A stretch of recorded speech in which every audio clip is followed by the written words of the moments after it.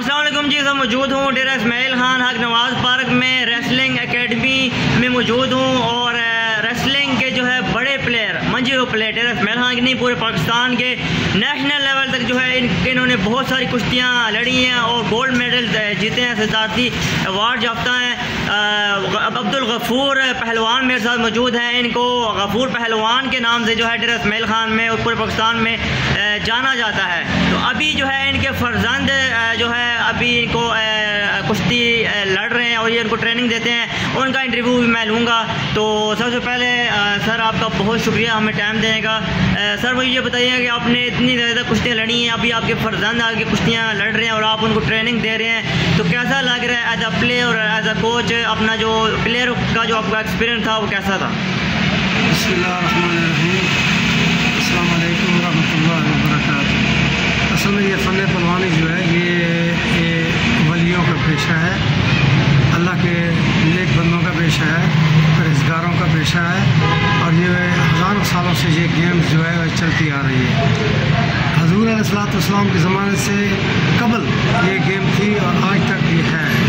हज़रत अली अलैहिस्सलाम तो इस फ़न पहलवानी के मैदानों के शेर खुदा थे। उन्होंने हर जंग में हर जगह पर अल्लाह के रसूल के साथ जंगें की हैं, उनके साथ मिलकर काफिरों के साथ जंगें की हैं और उन्होंने फतहयाबी हासिल की है। तो निस्बत देते हैं इस खाड़े को भी फ़न पहलवानी के हज़रत अली अलैहिस्सलाम की तरफ। तो ये फ़न पहलवानी है, सेहतमंद सरगर्मी है नौजवान नस्ल के लिए। हमने ये जो काम शुरू किया है अल्हम्दुलिल्लाह 40 साल हो गए हैं इस रेसलिंग क्लब रेसलिंग अकेडमी को चलाते हुए। गवर्नमेंट ने इसको रेसलिंग अकेडमी का दर्जा भी दिया हुआ है और ये गवर्नमेंट की जगह है। TMA ने इसको अलाउड किया हुआ है, हमें अलाउड किया है बाकायदगी के पर। और इसको जो है ना तहसील म्यूनसिपल एडमिनिस्ट्रेशन की जो तहसील कौंसिल इजलास है उसमें भी इनको पास किया हुआ है। तो बस यही इनकी फैसिलिटी है, उनका शुक्रिया अदा करता हूँ कि उन्होंने जगह दी हुई है। बाकी हम जो है ये पहलवानी कर रहे हैं, ये अपनी मदद आपके साथ कर रहे हैं, अपनी मदद आपके साथ ये बच्चे आते हैं पहलवानी करते हैं।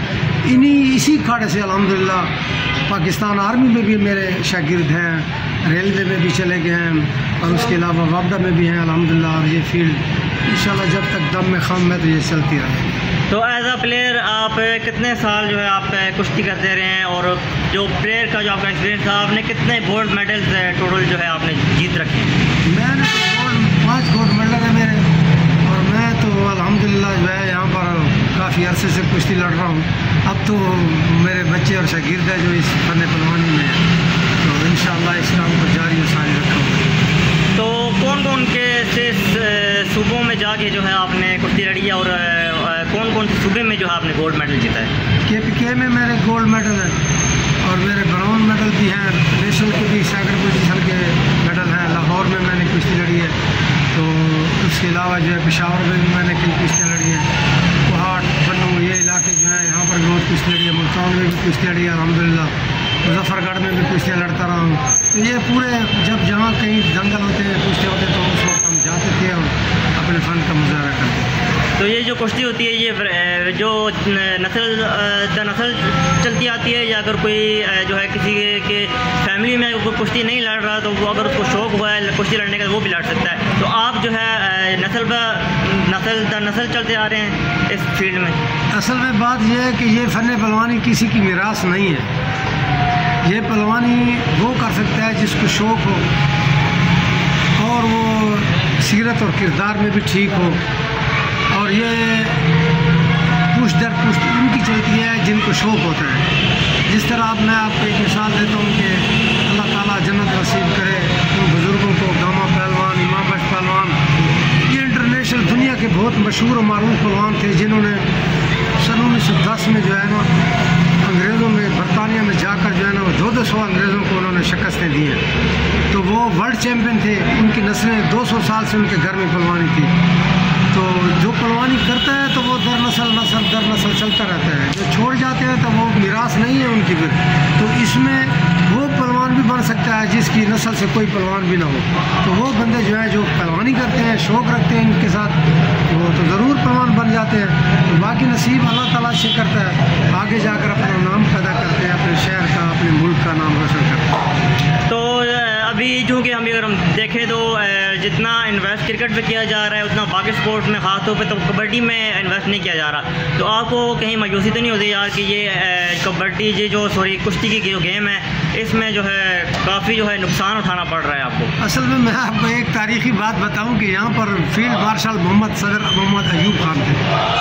ये 65 की बात कर 65 से भी कबल इस बात है। तो मैंने किताबों में जो पढ़ा है तो उस वक्त के जो नामवर इंटरनेशनल भोलू बिरादरान थे तो वो सदर अयूब के पास गिला शिकवा करने के लिए आए कि हम पाकिस्तान में तो आ गए लेकिन हमारे साथ वो पजीराई नहीं हो रही जो कि हमारे साथ इंडिया में हमारे साथ नवाब उस वक्त के जो थे वो करते थे। तो सदर अयूब खान की एक तस्वीर भी मेरे पास, बड़ी अफसोस कि अब मेरे पास नहीं है। तो मेज़ पर बैठे हुए थे, मेज़ के आगे उन्होंने मेज़ कुर्सियाँ लगी हुई थी मेज़ के साथ, तो मेज़ के ऊपर सदर अयूब खान ने जो है ना वहाँ उनको जो है ना एक गिठड़ियाँ नोटों की रख दी। उनको कहा कि आप कुश्ती ना छोड़ें, मायूस ना हों, ये मैं आपकी हेल्प कर रहा हूँ और आप कुश्ती को जारी और सारी रखें, अपनी नस्ल में भी जारी रखें।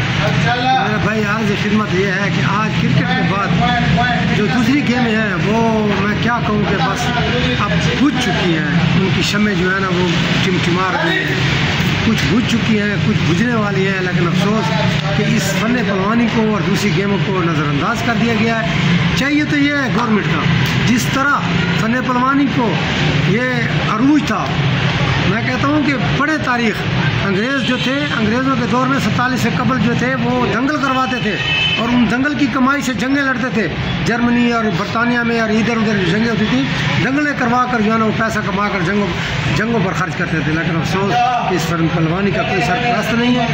मेरी रिक्वेस्ट है पाकिस्तान के बड़े बड़े हुक्मरानों से, वज़ीर आज़म से, प्रेसिडेंट से एक रिक्वेस्ट है, आइजाना रिक्वेस्ट है कि जहाँ जहाँ भी खाड़े हैं, जहाँ जहाँ भी फन पहलवानी के क्लब्स हैं, रेसलिंग के क्लब्स हैं, उनकी सरपरस्ती की जाए और उनकी हौसला अफजाई के लिए जो भी वहाँ पर काम कर रहे हैं उनकी हौसला अफजाई की जाए, ताकि ये फन पहलवानी हमारी नौजवान नस्ल के लिए बहुत मुफीद है, ताकि नौजवान नस्ल बेरादरी का शिकार न हो, मनशियात का शिकार न हो।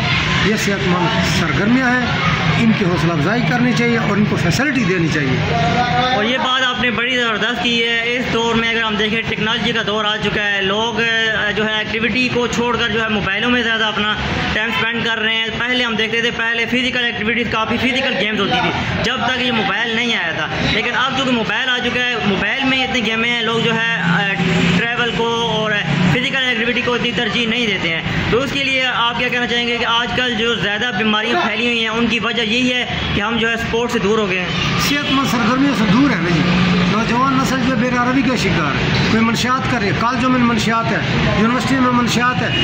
फन पहलवानी में वो शख्स आएगा जिसका करैक्टर, जिसका किरदार सही हो, नेक सीरत इंसान हो, मोहब्बत हो, उसको नमाज का पाबंद हो, अल्लाह रसूल को याद करने वाला हो, वो बंदा आएगा यहाँ पर पहलवानी करने के लिए। हमारा मकसद यही है कि हम नौजवान नस्ल को यहाँ आते हैं ना, उनकी इस्लाह भी करते हैं, उनको बताते हैं कि सीधा रास्ता सिरात मुस्तकीम अल्लाह और उसके रसूल का है। आप नमाज भी पाबंदी से पढ़ें, आप अपने आप को शराफत के दायरे में रखें और इस फ़न से मोहब्बत रखें। ये फ़न आपको इज़्ज़त देगा और इसकी इज़्ज़त जो है, ये पहलवानी एक ऐसी चीज़ है कि अगर मैं तो ये समझता हूँ कि नामवर कोई बंदा हो ना, कोई गवर्नमेंट की मतलब जॉब पर, कोई आला ओहदे पर हो, तो अगर वो बाज़ार में गुजरे ना तो उसको सलाम कोई नहीं करता, इसलिए कि जानती भी कोई नहीं उनको।